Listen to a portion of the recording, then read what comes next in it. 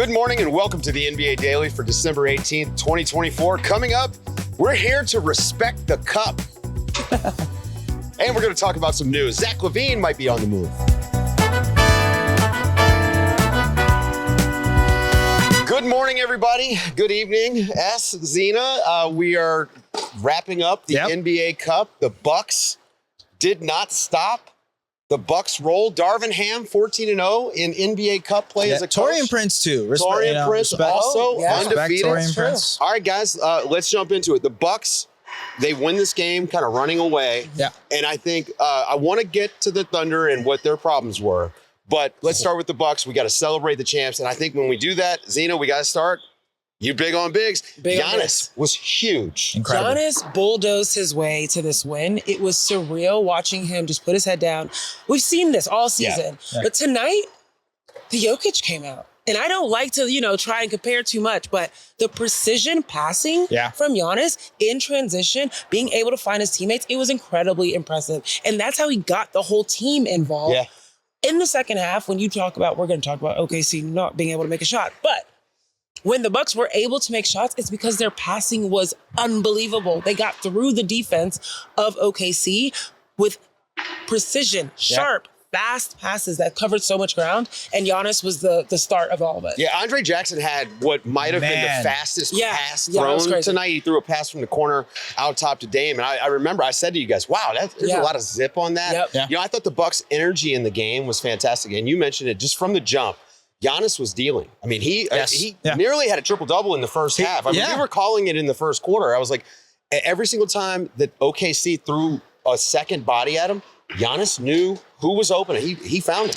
This was the recipe that OKC did pull off against the Mavericks, right? Sending two to the ball, blitzing. But the really great thing here was Giannis was catching it in the post, behind the wall. He actually mentioned it post-game. He's like, look, I'm not trying to barrage through that wall. I'm actually getting behind it and then making plays through that, which is, I think, one of the most key elements for this Bucks team. It's like morphing to what Giannis has been able to do and adapt. The evolution of him as a playmaker, the mid-range scoring, you talked about the aggression and just driving the basketball. All of that was on display tonight. Like, it was a true MVP performance from Giannis. Yeah, absolutely. And on the defensive end. Like, they did an incredible job. They limited OKC to under 100, which is... It's hard to 97, do. 81 last. And OKC certainly helped them out missing shots. But, and you actually made this point. The Bucks really struggled, or the Thunder really struggled around the basket too, which is not what normally happens with them. But they were blowing bunnies. Brooke and Giannis, man, too big. Yeah, this was a game where we haven't been worried about OKC's size to a serious degree yet. Of course they had to play with no centers for a while. Yeah, and I'm not sure if Chet makes much of a difference against the Bucks in a game like this because Chet's not big enough. They almost needed like a second Hartenstein out there at times. They needed size and they needed an imposer or something. Yeah. And it wasn't even just the size inside. Yes, that was huge in terms of like decreasing their ability to convert there. But it was the size on the wing. Like Andre Jackson Jr., give him his flowers. Right. Like he showed up big tonight. He played big tonight. There was one point in the first half where Andre Jackson Jr. had 2 points and he was plus 14. Yeah. While guarding Shea, who was minus 14. And it was just like, that was the game in the sense of just the way that the Bucks looked big and imposed themselves on defense against the OKC. Well, hey, look, Eric Name said on the show yesterday, the big thing to come out of this, if the Bucks win, we're all going to start saying, are the Bucks back? Guys, are you ready? Are you ready to say it? They're on a great run. They're 8-2 in their last 10 regular season games. Yeah. They just won the Cup. The Bucks are back. Yeah. They look like the Bucks from maybe even 2 years ago, not pre-Dame trade. They were figuring out how to do things. I think Doc Rivers deserves a ton of credit for the ways in which he's Darvin Ham. Yeah, and Darvin Ham, of course, because they're not undefeated without him in the NBA Cup. Right, there you go. But for the way that they're getting Giannis the ball, And also for the chemistry between Dame and Giannis that we're seeing more and more of every single game, right? Yeah, I actually asked Dame post-game about that chemistry and how it's evolved over the last 2 years. It's like, people thought me and Giannis were just going to perfectly seem together. And I think we all could have agreed it felt like it was going to be perfect once they played together, but it took such a long time to process how Dame would play off of the ball, how Giannis could be aggressive outside of what Dame can do on the pick and roll. They're learning how to do that now. We're seeing Dame play off of the ball more. We talked about that a couple of weeks ago. We're seeing Giannis play in the post more often and work off of the advantages that he creates. So Dame was kind of, in like a 2-minute answer, was detailing this whole process. He actually credited Vin Baker, who's an assistant coach for the Bucks, for getting those guys together before practice to work on some of the stuff that they've been doing, which I think is part of the process that fans don't necessarily see all that often. It's working through that process, and sometimes it just takes time. It's Dame time. I thought Doc had a funny line about them, talking about how much they enjoyed Vegas, but staying in. He did say that early, he did say right? That. And not drink and spending time together when you look. Doc Rivers is not a coach who's ever been big on practice, right? And even with a new team, like, I'm sure that they've practiced way more than he's used to doing. But he has got this thing as a coach where he can get chemistry built. Like, this is why he's a pros coach. Yes, exactly. I mean, he's done it before, right? And the players trust him. He's a former player. He obviously has a great coaching track record. But this is, I think, proven out that Doc has figured out how to get these two guys to coexist, which not like there's a personality conflict, but on the basketball court. And now, Zena, look, the big thing that they've got to answer is, can the defense hold up? Because I think that they can score. Right, exactly. And this is the thing, when you're talking about staying in, having the chemistry, like, you saw that in their ability to withstand the defense from OKC. Because, like, let's be real, at the end of the day, they only scored 97 points. So there was a defensive battle happening here, but there's something to be said about being able to withstand that and still get the win in a big way against a team like this. Now, you asked earlier about the Bucks being back. I do think they're back maybe to regular season capacity. I'm curious, in a 7-game series against a team like OKC, could that happen? What happened tonight happen over and over again? This was such an aberration for OKC, the Thunder. Man. Of what they produced as far as a product. I can't imagine that happening 4 games in a row in a 7-game series. But I do think they're back to where we expected them to be, which is a contender, someone in the East. They got better than a puncher's chance. It is their best win by far. Absolutely. Like, it's kind of a shame it doesn't count. On the point of defense, trying to break it, I said a lot, but getting back to your question, on the point of defense, that team shot 15%. And still scored 81 points. Still was in the game until through the third quarter. It's true. So that's why I'm like, that's a caveat. You know what I mean? That's a caveat. That is a caveat. I will say this. I think it was about 8.5-minute mark in the fourth quarter. Let's swing to the Thunder. All right, 8.5-minute mark of the fourth quarter. They're down 17. And, there's a 3-shot foul, or, they get the ball. You were thinking a comeback. I said, you know what the funniest outcome here is? After shooting, 2% from 3 is for them to just get hot for the last 8 minutes and wind up winning this game. But this is the sort of team that can do that. And I will tell you that my opinion of the Thunder throughout even just this season, where I already was high on them, even a game like this, those guys stuck with it. They didn't lose this game because their offense stunk. They missed open shots. They missed shots. You know what this reminds me of? Yeah. You guys remember that Cavs-Boston game? Yes. Where the Cavs just couldn't hit anything from behind the arc. And we're all kind of like, hey, this was actually a pretty good loss for the Cavs. Don't want to go that far. Sure. But ultimately, this team shot 14% from 3. They're 19th in 3-point percentage overall of the season. I believe they're top 10 in attempts. So they're letting them fly. I think if you look at them statistically, they should be performing better from behind the arc. Let me ask you, more memorable, right? I mean, now we're in the building for this, and this is the NBA Cup. It's not an elimination game. But think about this. This 5 for 32.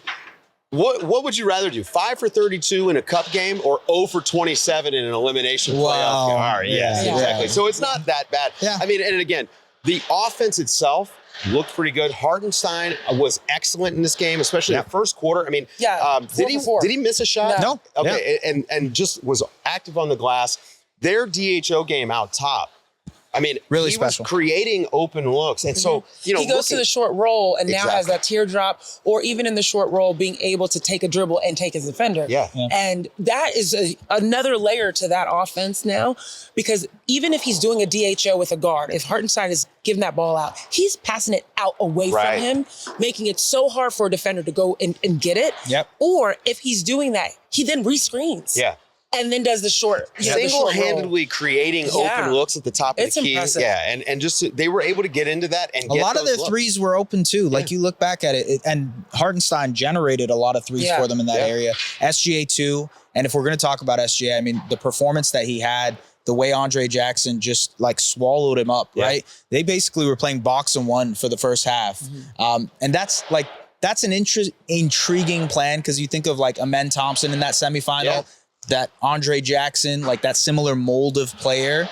Interesting in terms of the SGA stopper, right? This is the sort of game, and it reminds me of last year in the playoff series against the Mavs. This is the sort of game where you want Jalen Williams to be the guy that can step up and take over. Because the defense was just completely clued in on Shea. Yeah. And again, look, it's one game. Yeah. And to be fair, they missed so many shots.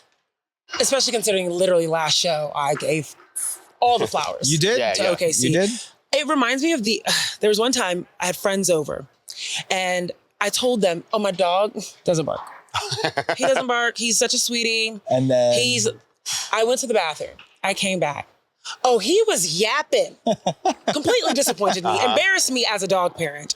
And I'm looking at OKC like, are you serious? I've been there before. Are you serious? I know that. I told them you are a good. No, I'm joking. Zena, but I told it just was like it was so disappointing that they're on this national stage, deserving of all the acclaim, deserving of all the hype, and they didn't live up to that. It was supposed to be not the crowning moment, but pretty close to the coming out party. Yeah. We talked about it on the show with Andrew, and we talked about, hey, is this when America is going to kind of get really introduced to and now Shea? they're just going to keep saying he's got a long last name. He's the guy that's just wearing the fur coats now.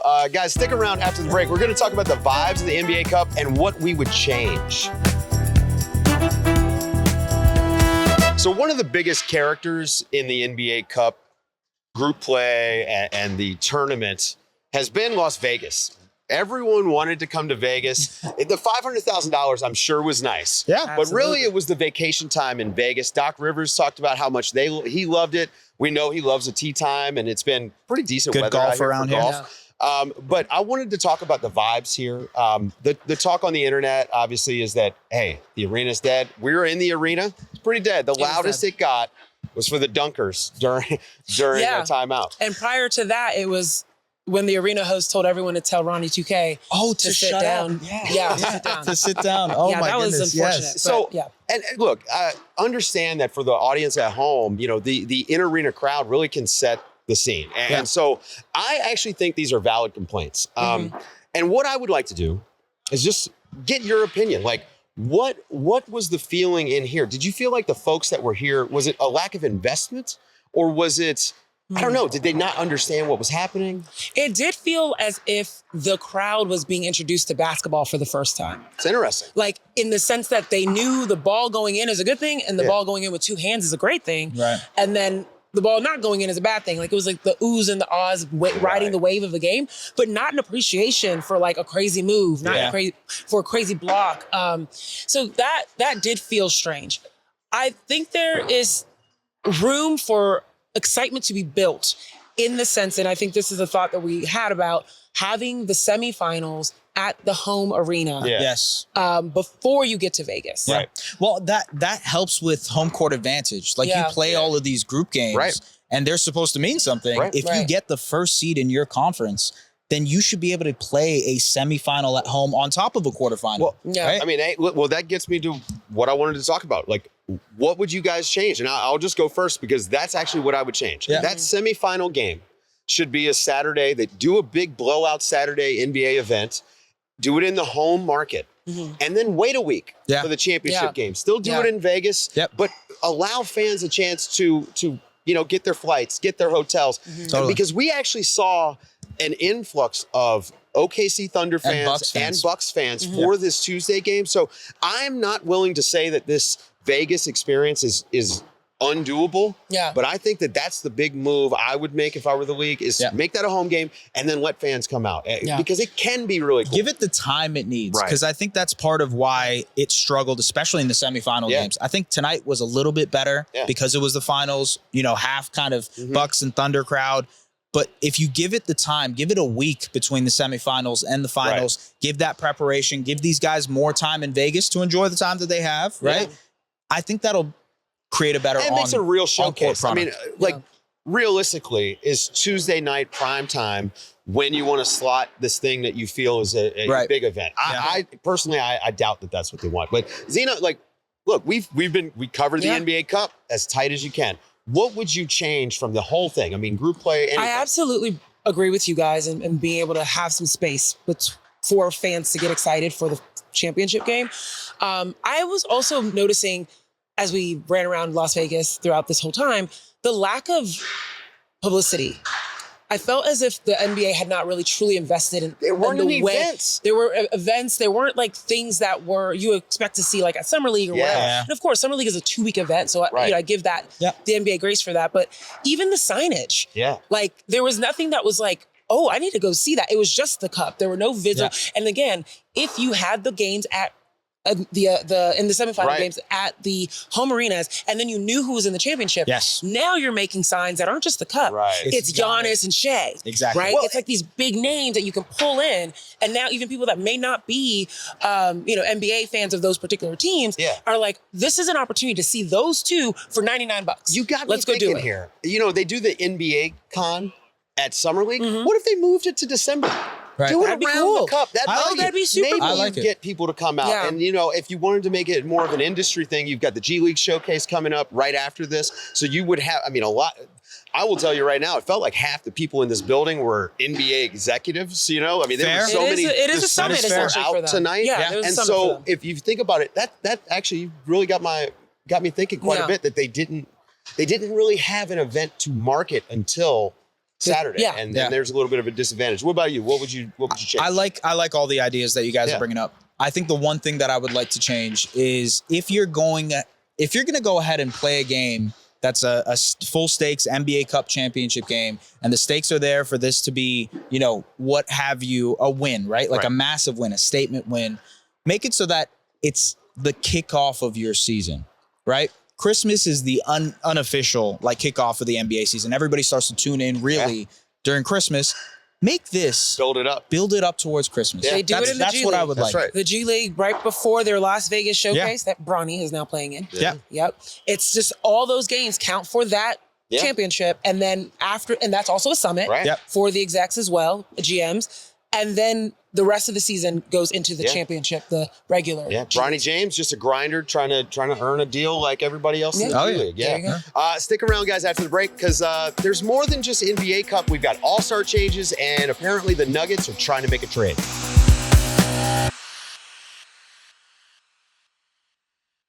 Well, as much as we would have liked to only focus on the NBA Cup, wait, before we get past the NBA Cup, one suggestion. 4 Christmas Day games, 1 open slot. Let the NBA Cup final be that open slot. Play your way to a Christmas Day game. Great idea. There you go. Great idea. We solved it. We solved solved market it. teams. Yeah, exactly. So there's news. The NBA loves to change things. We're talking about tweaks to the NBA Cup. The NBA has long been talking about tweaks to the All-Star game. They have, of course, changed it numerous times over the years. And anytime the NBA gets all of their executives together, it seems like there's a rule change or something happening. And today, no different. Zena, there were changes to the All-Star game. I've been running around here all day. So you pulled it up. What do we got going on? What's it going to be now? So everyone was talking about the All-Star game needs to be more competitive. So they've literally set up a competition within the All-Star game. There's going to be 4 teams to compete. The first 3 teams are going to be comprised of 24 NBA players that were voted in as All-Stars. They're going to be teams of 8, and they're going to be managed by TNTs inside the NBA talent. So Chuck, exactly. Charles Barkley and Kenny Smith will be the GMs of those teams, and we'll choose those rosters. And then the Rising Stars competition, the cash draw Rising Stars competition between the first and second year players in the NBA. Whoever wins that competition will be the 4th team. And that team will be managed by Candace Parker. which is pretty cool. That's a good idea. And so then there'll be 3 games comprised. So first 2 teams will battle off, or both teams will, pair off. Yep. And then whoever gets to the championship will go. And then they have to do the point situation. It's the first team to reach or exceed 40 points. Okay. So that's little target Elam score. Little Actually, target which is score. good. Yeah. Well, it feels like hoops, and look, You play 21, right? Right. Yeah. This may not stick, but I am actually cool with a format change. I think they could have done like a fun 3-on-3 tournament. It's 24 guys, man. right? Yeah. So 8 teams of 3, do a 3-on-3 tournament, make it half court style, whatever. I think you could do stuff like that and just make it more of an event. So I'm open to this. I'm willing to see it out, and I hope it's good. The early returns on the idea, though, from players. Yeah, so Kevin Durant said he hated it, which is not the best kind of debut to this thing. Who wants to compete in an all-star game? I kind of see his point. Fair. Right? But it's also break, like right? he's going to be an all-star this year. He's one of the biggest stars in the NBA. For him to just go out there and be like, I hate it, is kind of a bad thing to have for the NBA. That being said, maybe this does open the window for an actual 3-on-3 tournament eventually. This is the first step. What we really want is king of the court. We're never going to get that. Yeah, no. It's never happening. Guys don't want to get cooked. That's what we want. Okay, other news coming out today at The Athletic. Go and read the article from Tony Jones and Sam Amick, our own Athletic insiders. They're reporting that the Nuggets are trying to make a move, which we have been talking about since the preseason, guys, that they need some help. Jokic needs some help. Murray has obviously not been great. Zach LaVine would maybe fit. Yes and no, because I think LaVine is a really, really great player, probably underrated now in the NBA terms, and he's a great scorer, great three-point shooter. They're dead last in three-point rate, so he helps a need. But ultimately, they're going to have to trade Michael Porter Jr. to get this done. And so you're losing your best three-point shooter to add another three-point shooter. Doesn't make a lot of sense to me. I see the vision because it's a guy who can get his off the dribble. Yeah, I was just going to say, he can create better than Michael Porter Jr. But that's a Jamal Murray replacement to me. That's the interesting part of this. But there are other guys. Who else are they interested in? Yeah, so they were interested in Cam Johnson, which seems like everybody is interested in. Jordan Poole, Jordan Clarkson, DeAndre Hunter. So scorers. They're looking for three-point shooting. They're looking for guys who can create off the bounce. I don't know what they can do if they're trying to move Porter, who's, I think, one of their most important players. So, this feels a little bit desperate to me from the Nuggets. And if you're in that position, you're never going to get the right deal. The one thing that I would say is that if you look at Michael Porter Jr.'s career, he's not been the most healthy guy. He's not been the most reliable defender. And what you may be saying if you're the Denver Nuggets is, Zena, we could sell high. We want to get out of the business. He's playing well. Yeah. He's under contract. His deal is actually reasonable. He's under contract while it's hot. 2 more years, and the last season is only partially guaranteed. So that's a contract, Zena, people might be into. I don't think I knew that. Yeah. That's a really good situation for a lot of teams to bring on. Right. We talk about desperation. They're in a tough spot. They're in a tough spot. Yeah. If you think about some of the teams that we talked about at the beginning of this year that should be playing well and aren't, that need to make a move. The Bucks were one. The Nuggets were one. Yeah. Right? Guess who's gotten it together? Right. They figured it out with their core. The Denver Nuggets have not. Yeah. And so I completely understand why their execs would be like, we got to figure this out. Yeah. Especially with the closing window. Let's be real. Jokic could probably play till he's 50. But with the window of trying to maximize on Jokic, it used to be, we need to maximize on these two, Jamal Murray and Jokic together. Yeah. But now you just have to be pragmatic. Yeah. Like, he's not providing what we need, and we need to find something for Jokic to create off of. I will say on the Saturday Slam and Jam with Andrew Schlecht and Alex Spears, Adam Mares of DMVR did say that they were going to do something. They were at a point where they had to do something. So whether it's something big, whether it's something small, whether it's a coaching change in the summer, they're going to do something at some point. Hey, I think that's what's coming too. Yeah. That's going to do it for our show, folks. That's going to do it for the NBA Cup. Our time here in Vegas is thankfully at an end. For everyone that helped us out while we were out here, Andrew Schlecht sitting on the ground producing this episode right now. Shout out to Andrew Schlecht. I'm Dave DuFour. This is Baraheni. That's Zena Keita. And this has been the NBA Daily. Thanks for waking up with us.